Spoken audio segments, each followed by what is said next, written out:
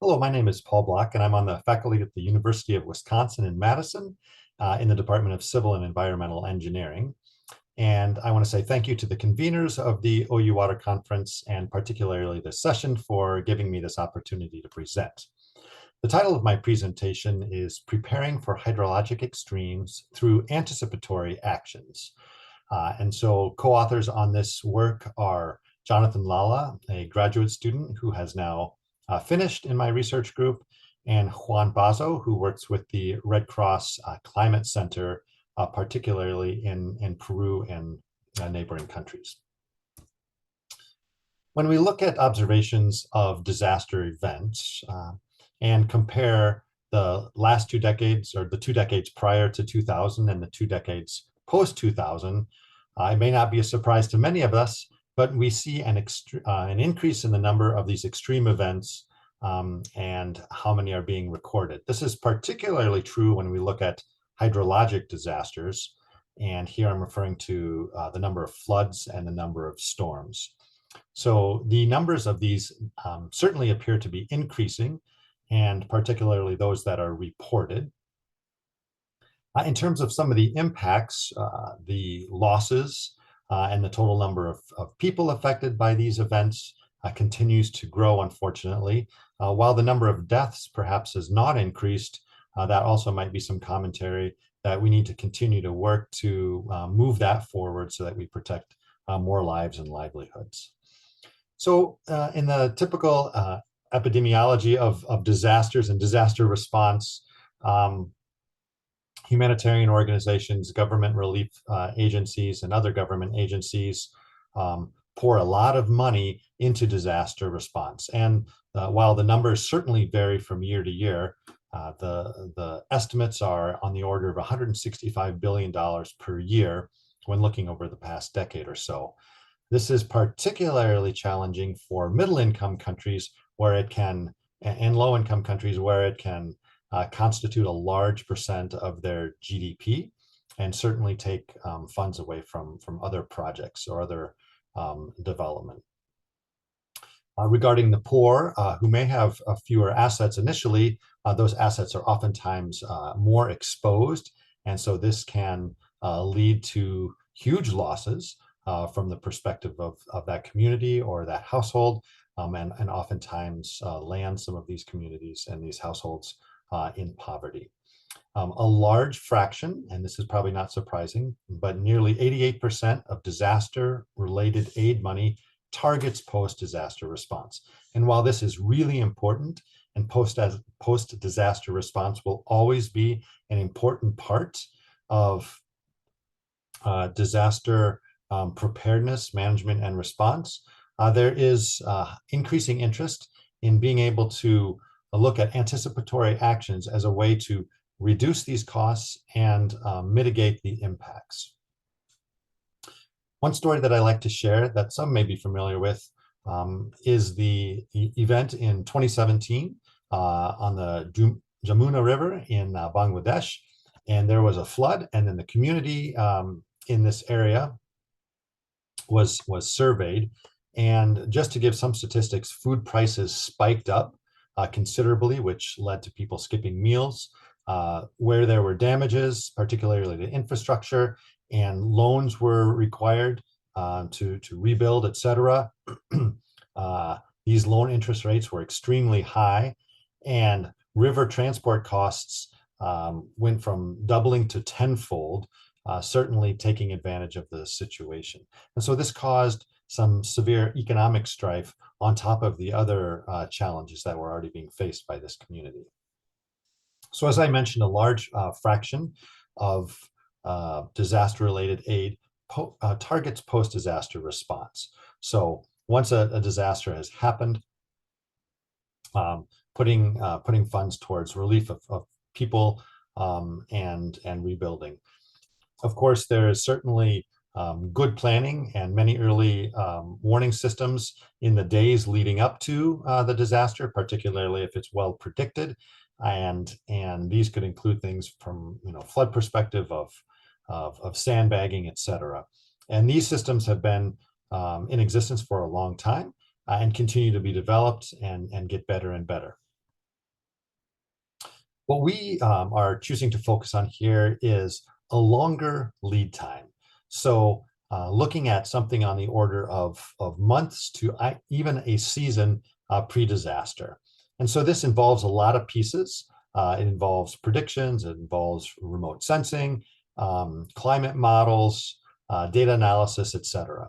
And the idea here is if we have a high if there is a high probability or high likelihood of an event, a disaster occurring sometime in the future, in the following months or seasons, this may allow a different set of actions to be taken to prepare for that disaster than can be taken at the 1, 2, or 3 day ahead interval.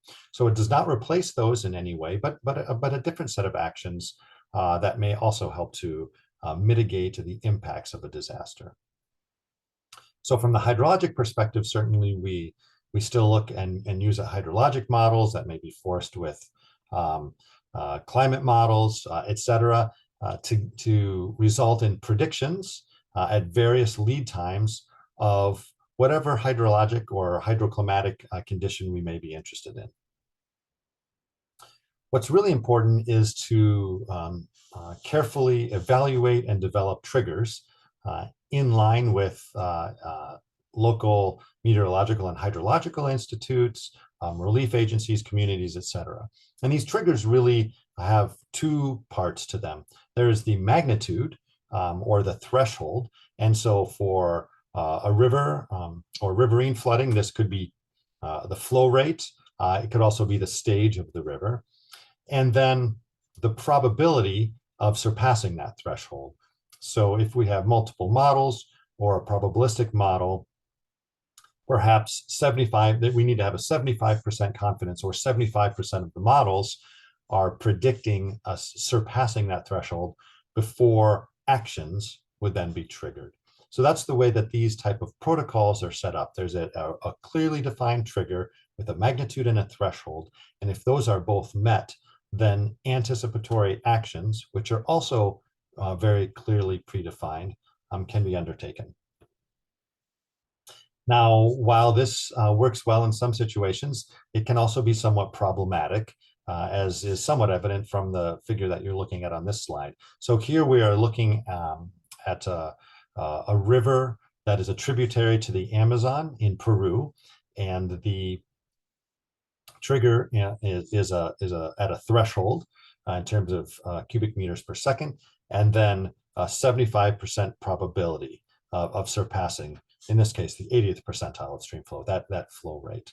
And in some years it works well. In other years, particularly when it's really close to that threshold, and now I'm talking about years like 2013 and in 2014, when it was just barely surpassed, or even 2017 when it was not quite surpassed, do the models pick this up? And so these are looking at models like the Global Flood Awareness System, GLOFASS, some statistical models that we have developed, and then of course observations. Had we had perfect foresight, what should have taken place? And this also brings up questions of, there is likely damages even if the threshold, the defined threshold, is not surpassed, as there may be some flooding. So I'm talking about this very deterministically. However, a gradient is probably more appropriate to think about different actions to take at different severities of these triggers being met or surpassed. Well, what kind of actions might be available? Again, it depends on the lead time. And ideally, they are low regret actions. So actions that would perhaps have benefit even if the disaster does not occur. And of course, that is a reality.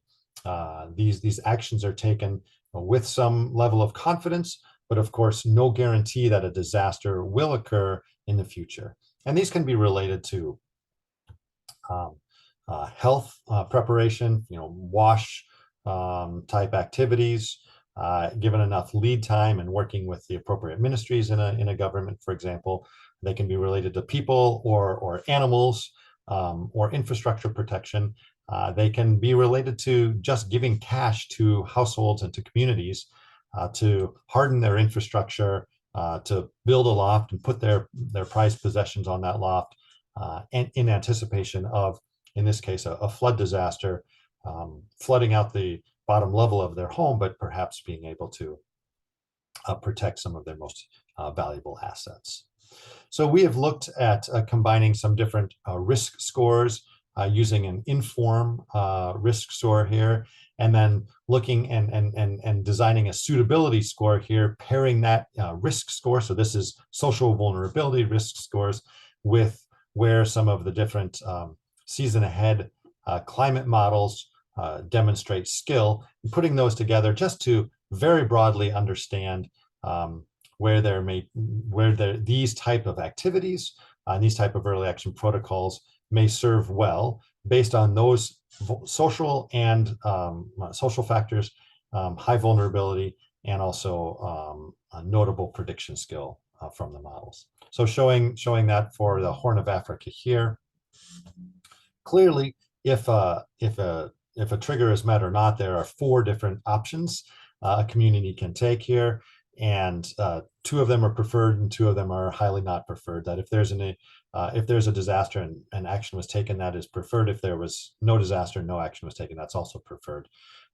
My point here is all of these may not be equally desirable. Some may be weighted more than others.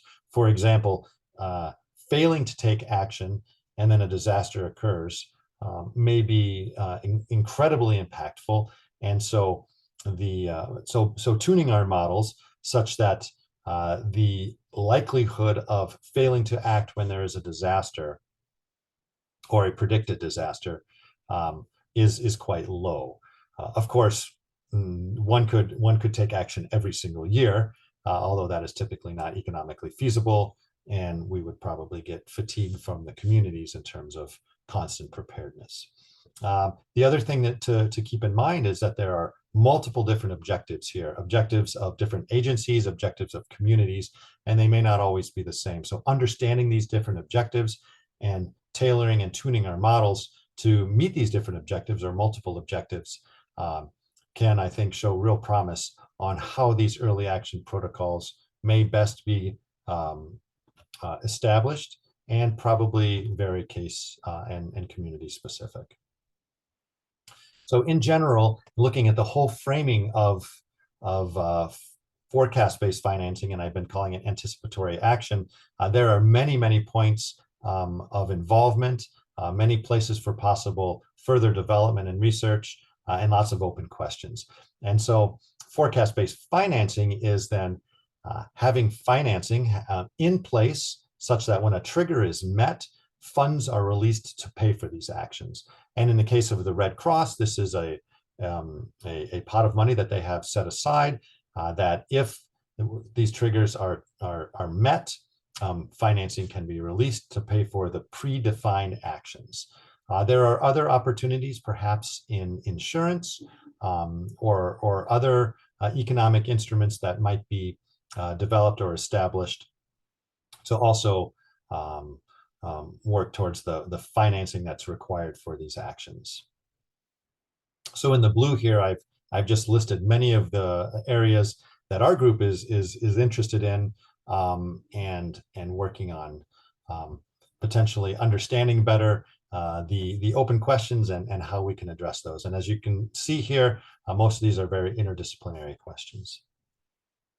So going back, just to wrap up here, to this 2017 flood in Bangladesh, there was a pilot that was set up for pre-disaster anticipatory actions. And so the actions that were taken were to give $60 cash payouts before the flood. It's not at the season ahead perspective, but at some days prior to the flood. And many communities, households ended up building lofts and put their possessions there, or they stockpiled food and feed.